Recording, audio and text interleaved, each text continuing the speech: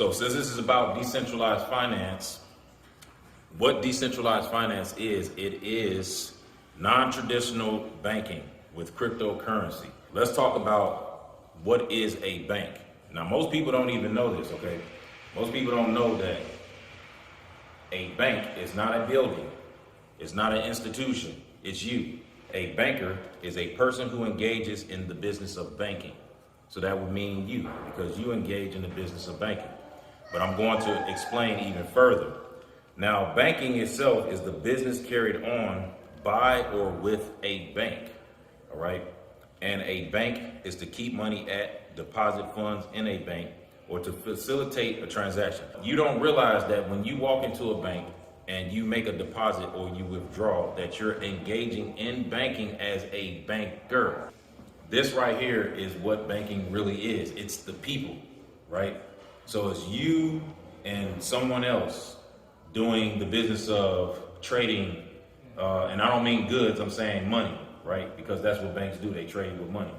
So with this decentralized finance and how this will apply to you is because there is no government oversight or control. It's, the people making all the rules and engaging in it the whole entire time. So what gives you the authority to be a banker and engage in banking is not the fact that a state or a country enacted a law and said that you have the ability to bank. It's a common law practice. This is something that's been around since the beginning of time. Let's say that you're someone who just wants access to more money. DeFi is a way for you to get more access to money. And how does DeFi work? In order for you to use this DeFi, you have to have a crypto asset. That means that you have to have like Bitcoin, Ethereum, United States, USD Coin, something like that. You'll have to use one of those, or like a DAI coin or something like that. This is the only way that you'll be able to access DeFi and use DeFi. So that means you have to buy a crypto asset. Then you have to also have a crypto wallet, and then you access the DeFi platform and you engage in whatever it is. Now on DeFi, you can be a borrower, you can be a lender, and you can also earn annual percentage yield interest. This means that your interest, you make interest every day, it compounds every day, all right? So this is a beautiful thing. You're not having to do the same thing that you would with a bank with, like getting credit checks or putting up collateral, and then something happens with the loan and then you lose the entire value of that collateral. See, the difference with DeFi, you can use the crypto asset. You get what you need. Then once you do that, if something happens with the loan, like you can't pay it back for some reason, you don't lose the entire value of your asset. You still get to retain value in your asset. DeFi is peer-to-peer financial services on public blockchains.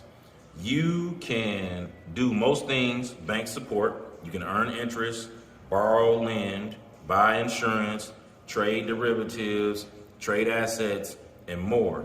DeFi is global. You don't need any paperwork or third party. It's all synonymous and open to everyone. The future of finance is now. The concept and use of DeFi is to borrow and lend the crypto asset while making money interest on your crypto asset. You can borrow between 50 to 75% of your crypto, the worth of your crypto asset. Now, here's the thing. Even though that is like the norm, you can borrow up to 90%. Some of those platforms allow you to borrow up to 90%. So it's not just 75%. All right. The rest is up to your imagination, and you'll earn APY on your crypto asset. Now let's get into this. Here's one of the special things about this whole DeFi thing, right? So let's say I take a crypto asset like Ethereum. I borrow against $1,000 worth of Ethereum. Now I get let's go with the 75%, right? Now, if you look right here on the screen and you see where it says power of DeFi, and you see this example where it says borrowing against a crypto asset, and then you have $1,000 times 75% with the APY of 5%, okay?